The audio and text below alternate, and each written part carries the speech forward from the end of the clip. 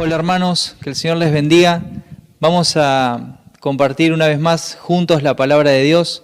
Hoy el título que les propongo es "No hay peor ciego que el que no quiere ver". Y esto está sacado, esta idea está sacada de una historia que le había acontecido a Jesús. Ahí en Mateo capítulo 11, versículo del 20 al 24, vemos que Jesús había estado en las ciudades de Corazín y Betsaida, y él había hecho muchos milagros, había mostrado su poder, Dios había manifestado su poder a través de su Hijo Jesucristo. Y esta gente, estas personas, habían visto la gracia de Dios actuando. Ahora, continúa el relato diciendo de que ellos habían, a pesar de que habían visto todo esto, no se arrepintieron, no creyeron que Jesucristo era el Hijo de Dios. Lo que les pasó es que simplemente su corazón se cerró, o teniendo adelante al Hijo de Dios se taparon los ojos y no quisieron ver. Bueno, dice que por esa razón el castigo para estas personas va a ser mucho mayor que para aquellos que no recibieron esta gracia de poder conocer a Jesús de esa manera. Y este mensaje es un mensaje basado principalmente para la iglesia, porque pensá, ¿cuántas veces nosotros hemos visto la gloria de Dios? Hemos visto el poder de Dios manifestado no solamente en nuestras propias vidas, sino en las vidas de otros. Pensá en esas personas que Dios, con su poder, ha sacado de la esclavitud del pecado, ha sacado de los vicios, los ha sacado inclusive de drogadicción, de la prostitución, de tantos flagelos que el pecado produce, del castigo de ser una persona agresiva, golpeadora en su casa. Y cuando Jesús interviene en nuestras vidas, las cosas cambian. Eso es un verdadero milagro. Y nosotros lo pudimos ver. Ahora, si nosotros pudimos ver ese milagro, esas vidas transformadas por el poder de Dios, entonces podemos entender que hay algo más profundo en el corazón que ha sucedido. Que no es simplemente que dejó de drogarse, dejó de prostituirse. No, hay algo mucho más profundo, porque ahora hay paz en su corazón. Significa que Jesucristo ha entrado en esa vida, ha abrazado esa vida y la ha transformado por completo. Ahora, esto no es lo que te sucedió a vos también cuando vos conociste a Cristo, cuando vos aceptaste el sacrificio que se hizo por vos en la cruz. Seguramente que sí, seguramente que también ha sido transformada tu vida, porque Dios se ha manifestado y Dios mostró su amor para con nosotros en esto, en que siendo pecadores, Cristo murió por nosotros. Nosotros vimos su gloria, nosotros comprobamos su poder. Entonces ahora hay una inquietud que surge de todo esto, porque el problema es que muchas veces Dios muestra su amor, Dios manifiesta su amor, pero hay personas que no lo quieren ver, que no les interesa verlo. A pesar de que lo tienen delante, no les interesa verlo. Y la pregunta es, ¿qué pensás que va a pasar con esas personas el día del juicio final? ¿Qué es lo que va a pasar con esas personas que sencillamente desecharon a Jesucristo? ¿Qué pensás que va a pasar con esas personas que después de haber conocido el poder de Dios, simplemente decidieron cerrar su corazón? ¿Te das cuenta la importancia, te das cuenta lo fundamental que es poder responder a ese llamado que Dios nos está haciendo? Y hay dos grupos de personas que hoy quiero que podamos considerar. Para entender este grupo de personas que primero tenemos que entender que hay una actitud correcta para poder ver, para poder entender qué es lo que Dios está queriendo mostrar y manifestar a través de Jesucristo. Para eso nosotros necesitamos cambiar nuestros lentes, el paradigma. Necesitamos cambiar el punto de vista. Necesitamos ver las cosas desde donde Dios las ve, desde su perspectiva. Subamos entonces al monte de Dios para hallar su consejo en su palabra. Te invito a que puedas abrir la Biblia en Marcos capítulo 2, versículos del 13 al 17. Y dice así en la versión Dios habla hoy: después fue Jesús otra vez a la orilla del lago. La gente se acercaba a él y él les enseñaba. Al pasar vio a Leví, hijo de Alfeo, sentado en el lugar donde se cobraban los impuestos para Roma. Y Jesús le dijo, sígueme. Leví se levantó y lo siguió. Lo primero que quiero mencionar en estos dos versículos es que para que nosotros podamos ver necesitamos querer ver. Y para poder entender lo que está pasando realmente y lo que Dios quiere que nosotros veamos, necesitamos tener una reacción inmediata. De esta misma manera como lo hizo Leví. Dice que Leví se levantó y lo siguió. Parece bastante sencillo para nosotros esto, de que bueno, si Jesús te llama, te levantás y te vas. Pero ¿sabes qué?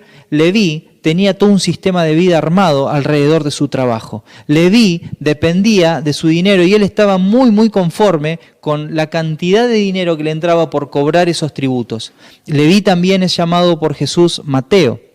Y Mateo, él era un cobrador de impuestos. Esto significa que era una persona totalmente despreciable por el pueblo, porque él había sido comprado por los romanos en definitiva, y él estaba pagando esos impuestos a Roma, los impuestos de todo. Ellos cobraban impuestos absolutamente de todo, por los caminos, en este caso los eruditos dicen que Mateo estaba cobrando impuestos que estaban relacionados a la venta de los pescados, estaba en el comercio marítimo. Entonces, bueno, él estaba cobrando este impuesto y obviamente que no todo el impuesto y no todo lo que él ganaba se lo daba a Roma, no era una persona sincera, sino que se quedaba con gran parte de las ganancias.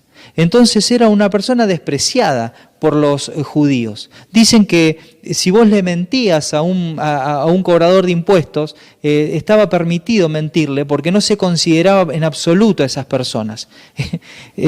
Hasta ese punto llegaban. Ahora, yo veo a este hombre pecador, 100% pecador, dando un salto de fe al llamado de Jesús. Y ¿sabes qué? Dice el pastor Moody, decía que la fe es el fundamento de toda sociedad. La fe es lo más razonable del mundo. Y vos ponete a pensar en tu propia vida. Decime si vos no actuás movido por la fe. Todos nosotros actuamos movidos por la fe. Creemos en algo.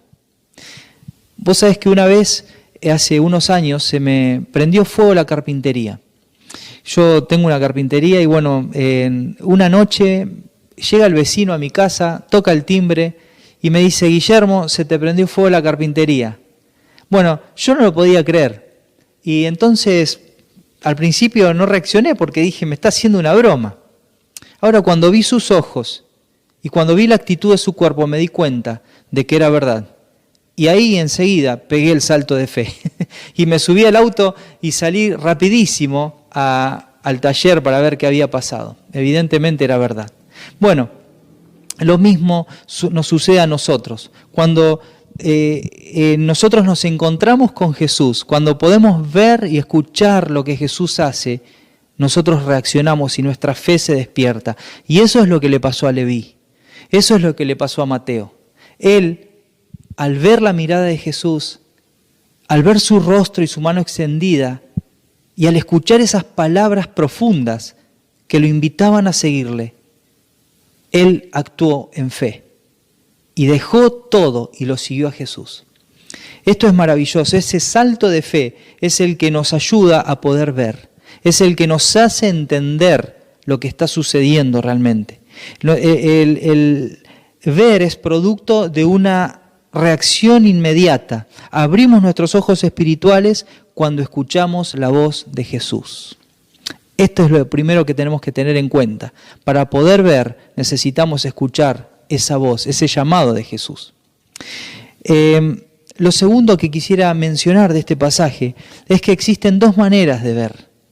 Existen dos maneras de ver y podemos ver sin entender y podemos ver y entender. Ver sin entender es como un acto de estupidez.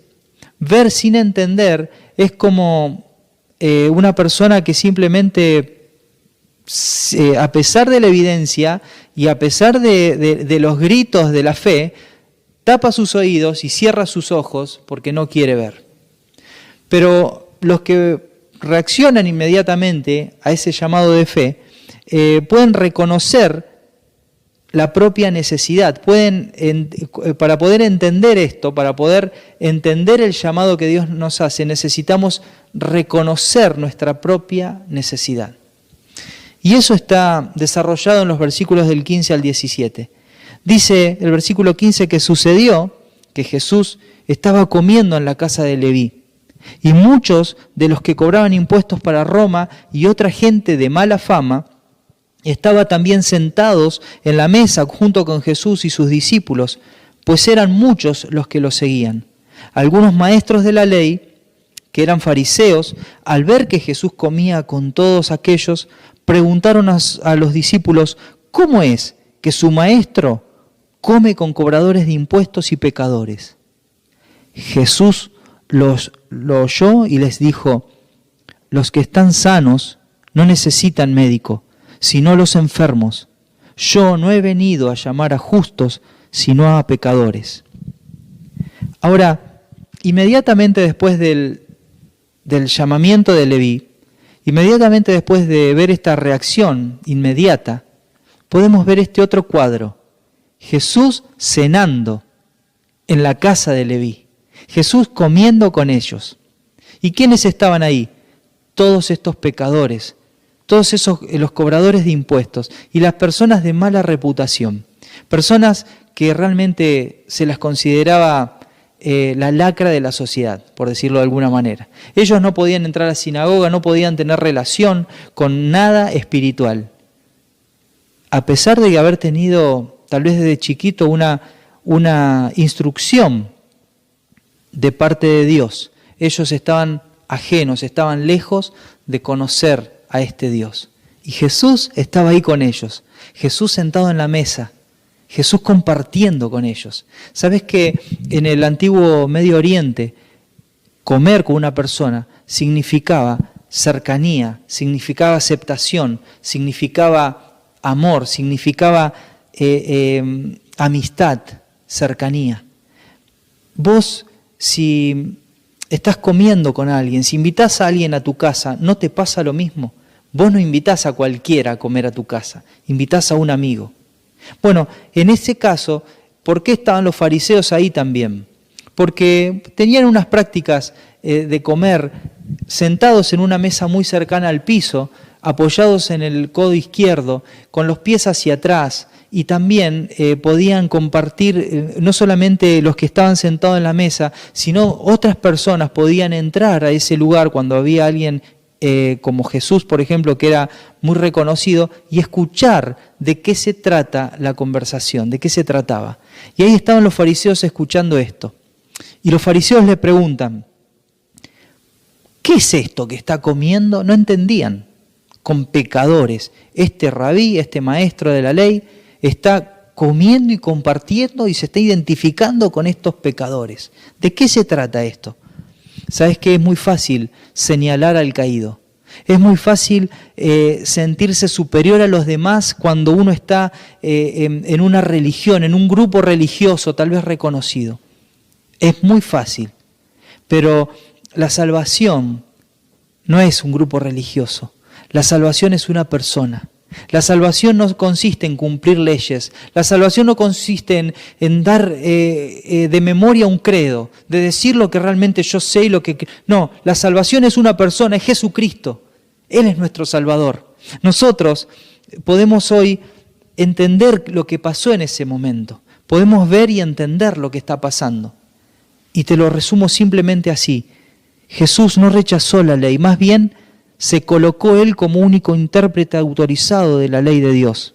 Los rabinos seleccionaban a sus discípulos y los llevaban a comprometerse con la ley, pero Jesús, en cambio, seleccionaba a sus discípulos para que se comprometan con Él y que lo sigan, porque Él es el cumplimiento de la ley. Él es la salvación para nuestras almas. Él es el camino que tenemos que seguir. ¿Te das cuenta? Hay dos grupos de personas aquí. Están los que están sentados a la mesa y están los que están criticando. Están aquellos que no creen que necesitan arrepentimiento, que se creen superiores, y están aquellos que saben en realidad quiénes son.